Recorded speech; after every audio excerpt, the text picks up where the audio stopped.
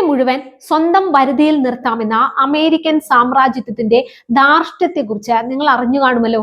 അതെ, ട്രംപ് ഇപ്പോൾ അതിന്റെ ഏറ്റവും ക്രൂരമായ ആ ഒരു മുഖം ഇപ്പോൾ പുറത്തെടുത്തിരിക്കുകയാണ്.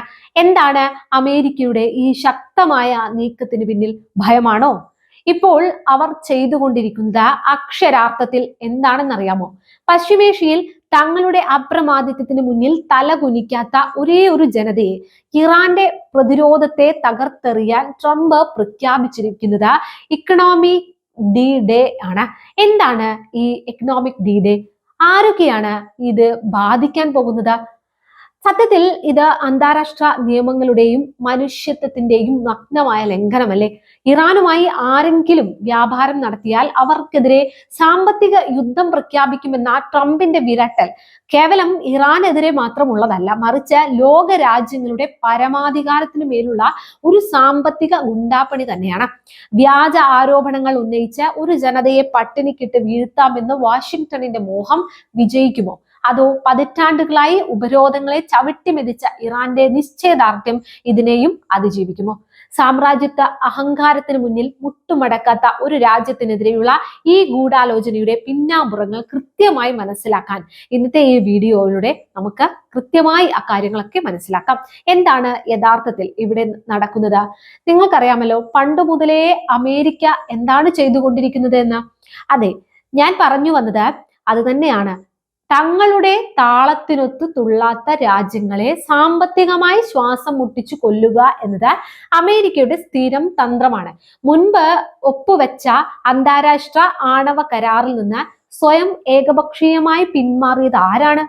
അത് അമേരിക്കയാണ്. എന്നിട്ടിപ്പോൾ കരാർ പാലിച്ചിട്ടില്ലെന്ന കള്ളക്കഥ മെനഞ്ഞ ഇറാനെതിരെ മാക്സിമം പ്രഷർ എന്ന പേരിൽ സാമ്പത്തിക ഭീകരവാദം അഴിച്ചുവിടുകയാണ് ട്രംപ് ചെയ്യുന്നത്, അല്ലേ? ട്രൂത്ത് സോഷ്യലിലൂടെ ട്രംപ് വീമ്പിളക്കുന്നു നോക്കൂ. ഇറാന്റെ സമ്പദ് വ്യവസ്ഥയെ പൂർണ്ണമായും തകർത്തു, സൈന്യത്തെ ഇല്ലാതാക്കി, കറൻസി മൂല്യമില്ലാതാക്കി, ഒരു സ്വതന്ത്ര പരമാധികാര രാഷ്ട്രത്തെയും അവിടുത്തെ കോടിക്കണക്കിന് വരുന്ന സാധാരണ ജനങ്ങളെയും ഇല്ലാതാക്കുമെന്ന ലോകത്തിന് മുന്നിൽ ഒരു മനസാക്ഷിക്കുത്തുമില്ലാതെ അങ്ങ് പ്രഖ്യാപിക്കുകയാണ് ഒരു രാഷ്ട്രത്തിന്റെ തലവൻ. അതെ, സ്വന്തം നിയമവിരുദ്ധമായ ഉപരോധം ലോക രാജ്യങ്ങളുടെ മേൽ അടിച്ചേൽപ്പിക്കാൻ ട്രംപ് ഭീഷണി മുഴക്കുന്നു. ഇറാനുമായി ചരക്കു നീക്കം നടത്തുന്ന തുറമുഖങ്ങളോ വിമാനത്താവളങ്ങളോ എണ്ണ വാങ്ങുന്ന രാജ്യങ്ങളോ ഉണ്ടെങ്കിൽ അവരെയും ശിക്ഷിക്കുമെന്നാണ് ട്രംപിന്റെ കൽപ്പന. അന്താരാഷ്ട്ര നിയമങ്ങളെയും സ്വതന്ത്ര വ്യാപാര കരാറുകളെയും കാറ്റിൽ പറത്തിക്കൊണ്ട് ലോകത്തെ മൊത്തം നിയന്ത്രിക്കാൻ ഇറങ്ങി തിരിച്ചിരിക്കുകയാണോ ഈ വൈറ്റ് ഹൗസ്? എന്തുകൊണ്ടാണ് അമേരിക്ക ഇറാനെ ഇത്രയധികം ഭയപ്പെടുന്നത്? എന്തിനാണ് അവർ ഇക്കോണമി ഡി ഡേ എന്ന് പ്രഖ്യാപിച്ചിരിക്കുന്നത്? അമേരിക്കയുടെ എത്രയോ ദശാബ്ദങ്ങളായുള്ള ക്രൂരമായ ഉപരോധങ്ങളെയും അതിജീവിച്ച ചരിത്രമാണ് ഇറാന്റേത്. ഡോളർ ആധിപത്യത്തെ തകർക്കാൻ ഇറാൻ ബദൽ സാമ്പത്തിക മാർഗങ്ങൾ കണ്ടെത്തി.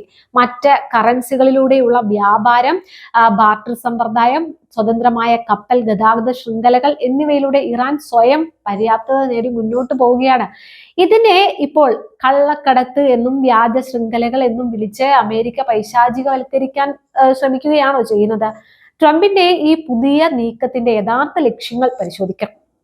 ഇറാന്റെ സാമ്പത്തിക സ്വാശ്രയത്വത്തെ ഇല്ലാതാക്കി അവിടുത്തെ ആരോഗ്യ വിദ്യാഭ്യാസ മേഖലകളെയും ജനജീവിതത്തെയും ദുരിതത്തിലാക്കുക, ഇറാൻ തങ്ങളുടെ പരമാധികാരം സംരക്ഷിക്കാൻ വികസിപ്പിച്ച പ്രതിരോധ മിസൈൽ സംവിധാനങ്ങളെ തകർക്കുക, ഡോളർ ഇതര അന്താരാഷ്ട്ര വ്യാപാര ശൃംഖലകളെ ഭീഷണിപ്പെടുത്തി ഇല്ലാതാക്കുക, പശ്ചിമേഷ്യൻ തങ്ങളുടെ വരുതിയിലാവാനുള്ള പാവം സർക്കാരുകളുടെയൊക്കെ ഇസ്രായേലിന്റെയും അപ്രമാദിത്വം ഉറപ്പാക്കുക. എന്നാൽ ഈ കളി അമേരിക്കയ്ക്ക് തന്നെ വലിയ തിരിച്ചടിയാകാൻ പോവുകയാണ്.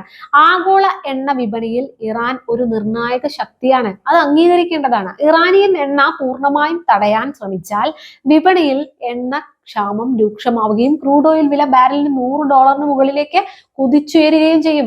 ഇത് ഒടുവിൽ അമേരിക്കയിലെയും യൂറോപ്പിലെയും ഉൾപ്പെടെയുള്ള സാധാരണ ജനങ്ങളുടെ നട്ടലിലൊടിക്കുന്ന പണപ്പെരുപ്പമായി മാറും. മാത്രമല്ല, ചൈന, റഷ്യ തുടങ്ങിയ ശക്തികളുമായി ചേർന്ന് ഡോളറിനെതിരെയുള്ള ബദൽ ആഗോള സാമ്പത്തിക സഖ്യങ്ങളെ കൂടുതൽ ശക്തമാക്കാനേ ഈ ഉപരോധം ഉപകരിക്കുകയുള്ളൂ.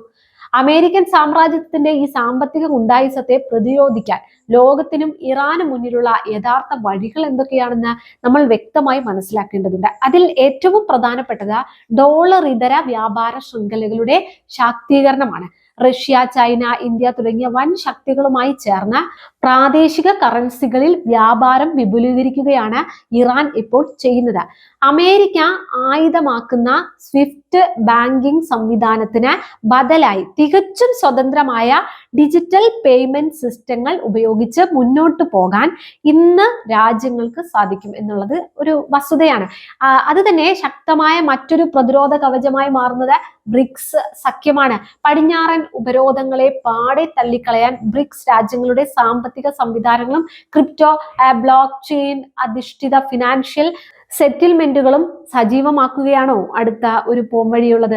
അതോടൊപ്പം തങ്ങളുടെ ഊർജ്ജ നയതന്ത്രത്തിൽ കാതലായ മാറ്റങ്ങൾ വരുത്തിക്കൊണ്ട് കേവലം ക്രൂഡ് ഓയിൽ കയറ്റുമതിയിൽ മാത്രം ഒതുങ്ങാതെ മൂല്യവർദ്ധിത പെട്രോകെമിക്കൽ ഉൽപ്പന്നങ്ങളുടെ അന്താരാഷ്ട്ര വിപണി വിപുലീകരിക്കാനും ഇറാന് സാധിക്കും.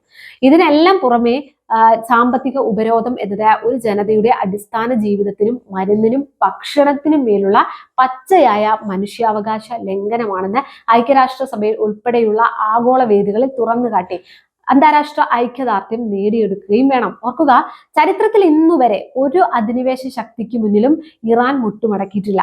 കേവലം സാമ്പത്തിക ഭീഷണികൾ കൊണ്ടോ ഒരു ജനതയുടെ സ്വാഭിമാനത്തെയും അതുപോലെ തന്നെ പ്രതിരോധ വീര്യത്തെയും തകർത്തെറിയാൻ കഴിയില്ലെന്ന കാലം തെളിയിച്ചതാണ്. പശ്ചിമേഷ്യയിലെ പ്രതിരോധത്തിന്റെ നെടും തൂണായ ഇറാനെ ഒറ്റപ്പെടുത്തി ഇല്ലാതാക്കാമെന്നത് അമേരിക്കൻ ഭരണകൂടത്തിന്റെ വ്യാമോഹം മാത്രമാണ്. ഇത്തരം ഏകപക്ഷീയമായ സാമ്പത്തിക യുദ്ധ പ്രഖ്യാപനങ്ങൾ അമേരിക്കയുടെ ആഗോള വിശ്വസ്തതയെ തന്നെയാണ് ഏറ്റവും കൂടുതൽ ഇവിടെ ഇല്ലാതാക്കുന്നത്.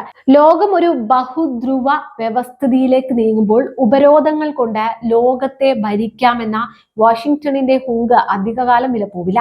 നിങ്ങൾ എന്താണ് കരുതുന്നത്?